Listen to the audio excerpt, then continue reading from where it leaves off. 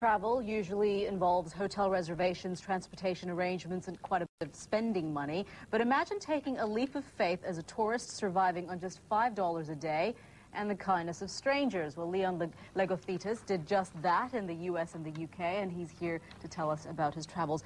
$5 a day in the U.S. and £5 a day, right? Yes. In the U.K. Which was cheaper? What did you get more for your money? £5, definitely. $5 really didn't get me all that much at all. Okay, then describe for me the day, how you would go about your day with say £5. Start with that. Well, the first thing I would do is wake up, and then I'd have to find a way to get from, let's say, A to B, from London to Cambridge.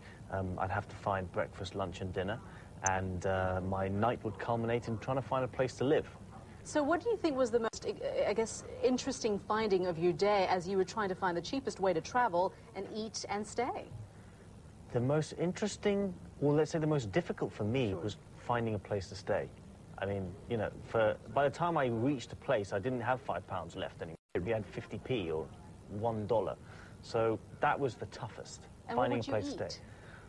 I would eat whatever people offered me, because literally this was about relying on the generosity of people. Without that, you know, $5 is not going to get you very far. So let's go across the pond. Okay. And in the United States, where did you go? I started in Times Square and went all the way to the Hollywood sign. The most expensive city in New York. Yes. And what did you find there? In the whole US or just in Times Square? Both in the United States. Well, I found New York was very tough, very difficult to get out of, and they weren't the friendliest, I'm afraid, in New York. But generally in the USA, they were just so generous, so kind. It was just amazing. One of the most tremendous stories I had was in Chicago. I met this lady who gave me the keys to her house, let me stay there, and she wasn't even there. She knew me for 10 minutes, gave me the keys to her house, and said, "Yep, you can go there." And where was this? In Chicago. In Chicago? Yeah, yeah. And she says, "Next morning, just leave the keys in a flower pot, and I'll come back and get them." Just after meeting her for 10 minutes? Absolutely. So what did you learn from this experience? Why did you think you wanted to do this experiment, and what did you learn from it? I wanted to do it really to, you know, try and understand people, you know, and understand myself as well. Doing something like this, you kind of get a good feel for them and me. And I wanted to do it, and what did I learn? What did I learn? I guess I learned that we're not so bad after all. Yeah. You know, we have all this, you know, the negative news there, but, you know, people are good. People want to give.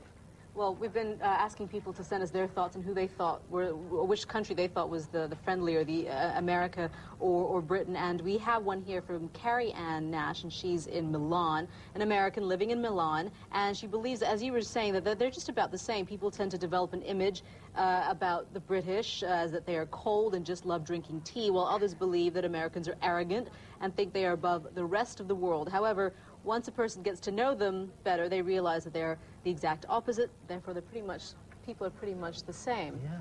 Yeah. I mean, it's interesting though when you decide to go. I mean, what did you feel in terms of what did you learn about yourself and the restraints that you had to and the constraints of having to live on either £5 or $4 a day? If you're put into a situation where you have to be resourceful, you become resourceful.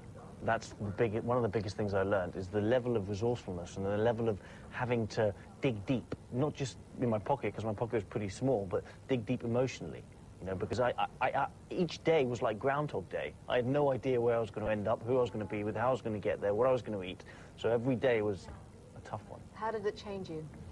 How did it change me? It gave me a lighter picture of humanity, really. You know, I feel a lot less cynical about people. Seriously, I just feel less cynical.